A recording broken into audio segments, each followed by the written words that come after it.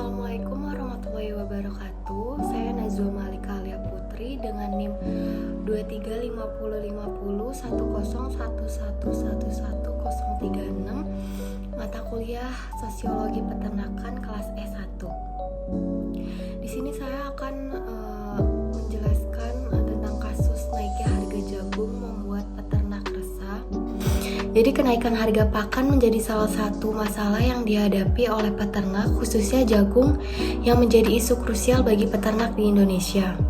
Kenaikan harga jagung yang mencapai 9.000 per kilogram sangat mempengaruhi ongkos produksi yang kini jauh melebihi harga jual telur dan daging ayam. Hal ini berdampak negatif pada peternak ayam, terutama peternak skala kecil yang tidak mampu menutupi biaya produksi akibat tingginya harga jagung dan penurunan harga telur. Karena harga jual telur hanya sekitar 21-22.000 per kilogram, sedangkan ongkos produksi mencapai 25.000 per kilogram. Berikut merupakan pendekatan sosiologis yang bisa diterapkan, yaitu yang pertama ada teori konflik. Jadi teori konflik ini memandang masyarakat sebagai arena perebutan sumber daya yang terbatas. Solusinya itu terdapat transparansi, kooperasi petani, dan regulasi yang adil, lalu terdapat pemberdayaan petani juga. Yang kedua ini terdapat teori fungsional, yaitu teori fungsional ini memandang masyarakat sebagai sistem yang terdiri dari berbagai bagian yang saling bergantung. Solusinya itu terdapat stabilisasi pasokan, diversifikasi pakan, efisiensi distribusi, dan kemitraan strategis. Kenaikan harga jagung di Indonesia telah menciptakan tantangan besar bagi sektor peternakan unggas. Dengan biaya pakan yang meningkat dan harga jual ayam yang tidak menguntungkan, peternak berada dalam posisi yang sangat sulit. Oleh karena itu diperlukan tindakan segera dari pemerintah untuk meningkatkan produksi jagung dan menciptakan kebijakan yang mendukung keberlanjutan sektor peternakan. Dan juga di sini terdapat metode interaksi sosial. Jadi di dalam kasus ini ada 4 kelompok, yaitu ada peternak, pemerintah, media massa, dan akademisi. Melalui metode interaksi sosial dapat digunakan untuk menggambarkan bagaimana perubahan harga jagung mempengaruhi peternak dan petani melalui dinamika sosial. Yang pertama di sini ada peternak. Peternak dalam konteks naiknya harga jagung biasanya terlibat dalam interaksi sosial yang disosiatif. Dalam hal ini ketika harga jagung naik, peternak seringkali merasa tertekan karena jagung adalah salah satu bahan pakan utama untuk ternak mereka. Lalu yang kedua terdapat pemerintah. Jadi pemerintah dalam konteks permasalahan ini bisa terlibat dalam kedua jenis interaksi sosial. Terdapat interaksi sosial asosiatif dan interaksi sosial disosiatif.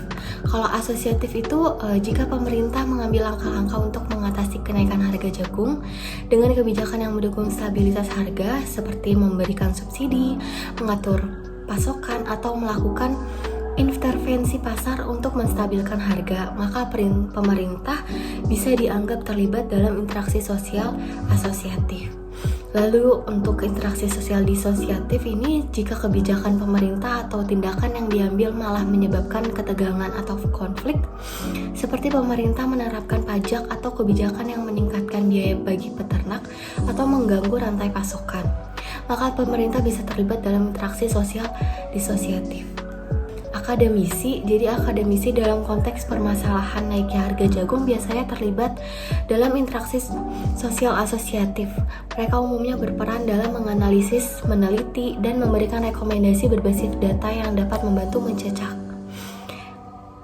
Mereka umumnya berperan dalam menganalisis, meneliti, dan memberikan rekomendasi berbasis data yang dapat membantu memecahkan masalah atau memberikan wawasan yang bermanfaat. Lalu yang ada kelompok media massa. Jadi media massa dalam konteks ini terlibat dalam interaksi sosial asosiatif, di mana media massa dapat berperan dalam interaksi sosial asosiatif dengan cara menyebarkan informasi yang akurat dan mendidik mengenai kenaikan harga jagung dan dampaknya. Jadi media dapat memfasilitasi dialog antara peternak, konsumen, dan pemerintah, serta memberikan platform untuk berbagai pihak berbicara dan berkolaborasi dalam mencari solusi. Lalu selanjutnya dalam kasus ini bahwa pihak yang berinteraksi merupakan salah satu dari tipe Gesellschaft, Yang pertama kita coba dari media massa. Jadi media massa ini berfungsi dalam kerangka Gesellschaft karena mereka beroperasi dalam sistem yang terstruktur dan formal untuk menyebarluaskan informasi kepada publik. Lalu yang kedua, akademisi juga beroperasi dalam kerangka Gesellschaft karena mereka terlibat dalam penelitian dan analisis isu seperti kenaikan harga jagung dari perspektif ilmiah dan sistematis. Dan yang ketiga, terdapat pemerintah juga beroperasi dalam kerangka Gesellschaft karena mereka terlibat dalam pembuatan dan implementasi kebijakan untuk mengatasi masalah seperti kenaikan harga jagung ini.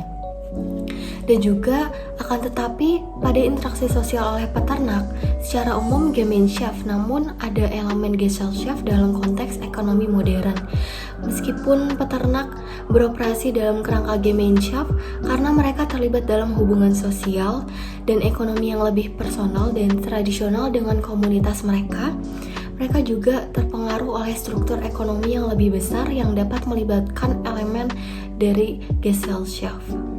Jadi pada kasus ini tuh kestabilan kelompok sosial yang terlibat bisa dipengaruhi oleh berbagai faktor yang dapat mempertahankan kestabilan mereka. Jadi peternak mempertahankan kestabilan melalui dukungan komunitas, diversifikasi, dan adaptasi terhadap fluktuasi pasar. Lalu media massa menjaga kestabilan dengan kepercayaan publik, modal bisnis yang solid, dan kemampuan beradaptasi dengan teknologi. Dan pemerintah ini memastikan kestabilan melalui kebijakan ekonomi, regulasi, dan dukungan publik. Dan yang terakhir terdapat akademisi yang mempertahankan kestabilan melalui integritas penelitian, pendanaan, dan revaluasi hasil studi. Memahami tipe kelompok sosial dan kestabilan kelompok merupakan hal yang penting untuk perencanaan kebijakan yang efektif, strategi komunikasi, penelitian yang akurat, pengembangan bisnis, dukungan sosial, dan kebijakan pendidikan. Pengetahuan ini memungkinkan penyesuaian yang lebih baik dalam respon terhadap isu-isu sosial dan ekonomi serta perencanaan yang lebih strategis dan inklusif untuk menghadapi tantangan dan memanfaatkan peluang.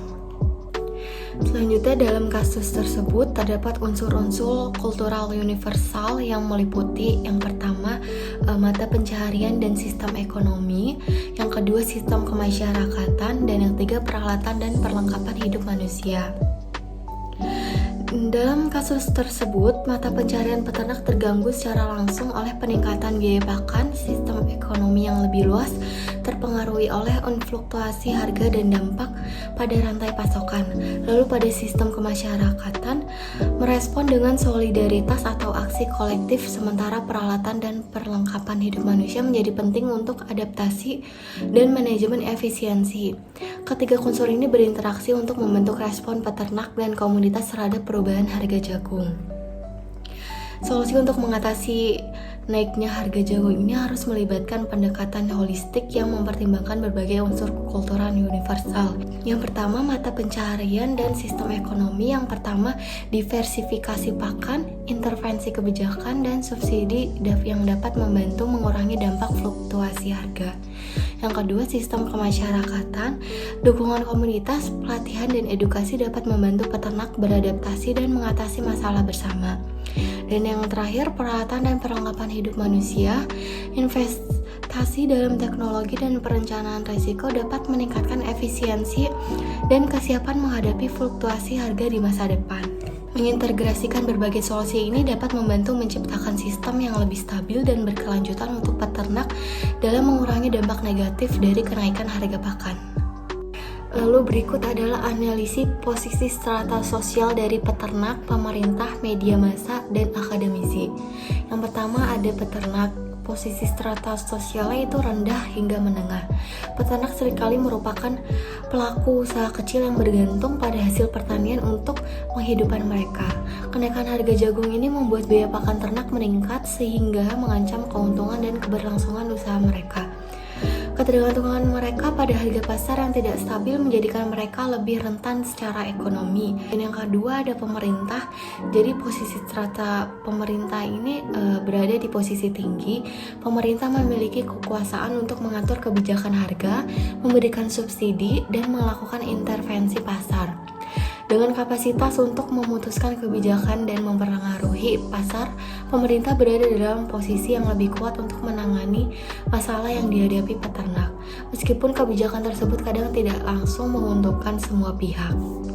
Dan yang ketiga, ada media massa, di mana media ini terdapat posisi strata sosial yang menengah.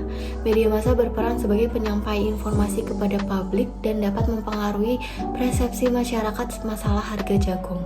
Mereka memiliki kekuatan untuk menyoroti isu-isu yang mempengaruhi peternak dan masyarakat umum. Namun, posisi mereka juga tergantung pada kepentingan pemilik media dan iklim politik yang ada. Dan yang keempat ini ada akademisi. Di dalam akademisi ini posisi strata sosial mereka ini berada menengah hingga tinggi. Akademisi terutama yang berkecimpung dalam penelitian pertanian dan ekonomi memiliki pengetahuan dan keahlian untuk menganalisis situasi. Mereka dapat memberikan rekomendasi kebijakan berdasarkan penelitian, namun pengaruh mereka seringkali tergantung pada beberapa banyak pemangku kebijakan memperhatikan saran yang diberikan. Dalam tersebut terdapat beberapa potensi social mobility yang dapat ditemukan baik positif maupun negatif. Jadi diversifikasi usaha peternak yang berhasil beralih ke produk lain atau menambah nilai pada produk, misalnya mengolah jagung menjadi pakan ternak, dapat meningkatkan posisi ekonomi mereka. Dan adanya keterpurukan ekonomi yang dimana kenaikan harga jagung yang tinggi dapat menyebabkan banyak peternak kecil terpaksa menjual aset, berutang, atau bahkan keluar dari bisnis. Hal ini menurunkan posisi sosial dan ekonomi mereka.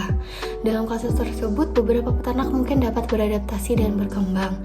Banyak lainnya bisa kejebak dalam kondisi yang merugikan. Faktor-faktor eksternal seperti kebijakan pemerintah, dukungan media, dan riset akademis memainkan peran penting dalam menentukan arah mobilitas sosial mereka. Dalam keseluruhan dinamika ini, setiap pihak berkontribusi terhadap pemecahan masalah dan pengambilan keputusan yang dapat membantu stabilisasi harga serta kesejahteraan peternak. Sekian presentasi dari saya, kurang lebihnya mohon maaf. Wassalamualaikum warahmatullahi wabarakatuh.